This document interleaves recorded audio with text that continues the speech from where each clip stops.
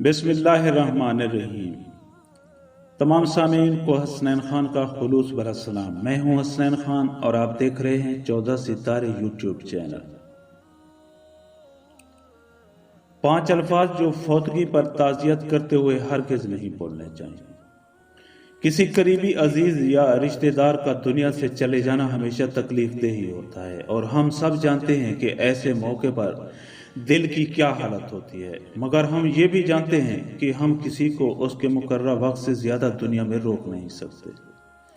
हमारे आसपास रोजाना बहुत से लोग दुनिया से रुखसत होते हैं जिनसे या जिनके प्यारों से हमारा रिश्ता होता है और हमें ताज़ियत के लिए जाना पड़ता है, मगर ताज़ियत करने के लिए हमें क्या अल्फाज इस्तेमाल करने हैं और क्या नहीं, इस बात का शऊर होना बहुत ज़रूरी है। दोस्तों, हम सब जानते हैं कि ऐसे किसी भी मौका पर अल्फाज जख्म भर नहीं सकते, मगर गलत अल्फाज मरने वाले से मोहब्बत करने वालों की तकलीफ में इजाफा जरूर कर देते हैं। लिहाजा हमें अपने ताज़ियती अल्फाज को खूब सोच समझ कर बोलना चाहिए और इस वीडियो में हम 5 ऐसे अल्फाज शामिल कर रहे हैं जो हमें ताज़ियत करते हुए हरगिज़ इस्तेमाल नहीं करने चाहिए। नंबर 1, हौसला करो, दिलेर बनो और सब्र करो। किसी मोहब्बत करने वाले के दुनिया से चले जाने पर दिल जब टूटा होता है तो ऐसे दिल से सख्त होने, हौसला करने या दिलेर बनने की बात करना अच्छी बात नहीं है और ऐसे अल्फाज बेमानी होते हैं। और ऐसे मौका पर सख्त बनने की तलकीन करने के बजाय ये कहना कि मुझे पता है कि ये बहुत तकलीफ दे है और मैं आपके साथ आपके दुख में शामिल होने आया हूँ या आपके इस दिल तोड़ देने वाले गम में भी शामिल हूं, कहना ज्यादा अच्छी बात है। नंबर 2, तकलीफ से निजात मिल गई।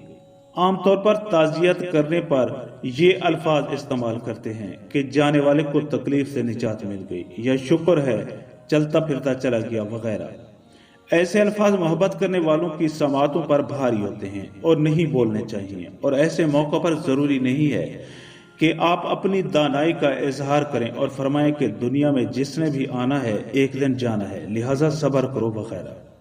ताज़ियत करते हुए किसी के सर पर प्यार से हाथ फेर देना या गले लगाकर खामोशी से पीठ पर हाथ फेर देना ही काफी होता है और अगर कुछ कहना ही हो तो ये कह देना कि मेरे पास इस गम के मदावे के लिए अल्फाज नहीं है, ज्यादा अच्छी बात है।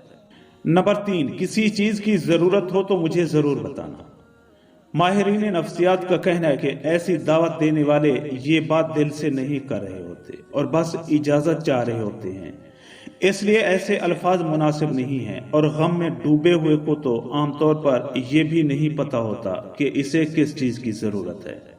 और इस जुमले से मिलता जुलता एक और जुमला, मेरे लायक कोई खिदमत हो तो जरूर बताना, भी इसी मानी में आता है और लोग ऐसे अल्फाज इजाजत लेने के लिए बोलते हैं और इस बात से ना आशना होते हैं कि वो ये कह रहे हैं कि हम आपसे मदद की दरख्वास्त करें और खुददार लोग ऐसा कभी भी नहीं करते, चाहे वो गम में हों। इसलिए ऐसे अल्फाज नहीं बोलने चाहिए और उनकी जगह ये दावत देना कि मैं शाम को तुम्हें लेने आऊंगा और हम इकट्ठे खाना खाएंगे ज्यादा खूबसूरत अंदाज है।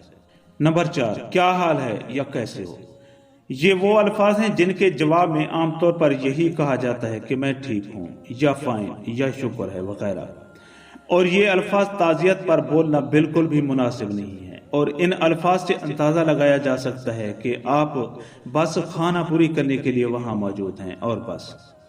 ऐसी बात करने के बजाय बेहतर है कि आप सलाम करके खामोश बैठ जाएं और अल्लाह से मरने वाले की बख्शिश की दुआ दिल में करें और लवाहिकीन के लिए सब्र की दुआ करें। नंबर 5, लवाहिकीन से पूछना कि क्या हुआ था।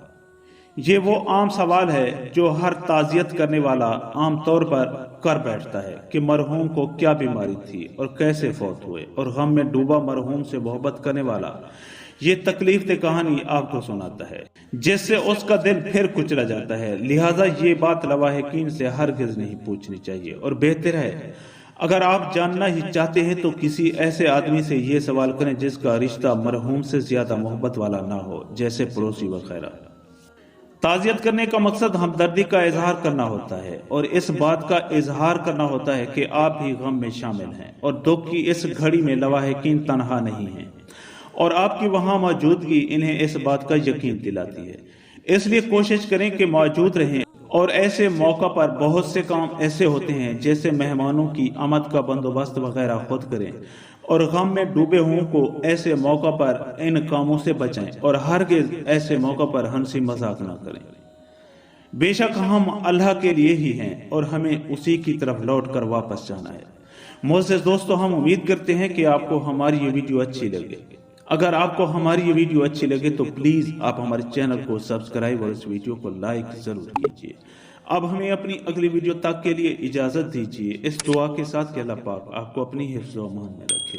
اپنا بہت زیادہ خیال رکھیے گا۔ شکریہ، خدا حافظ۔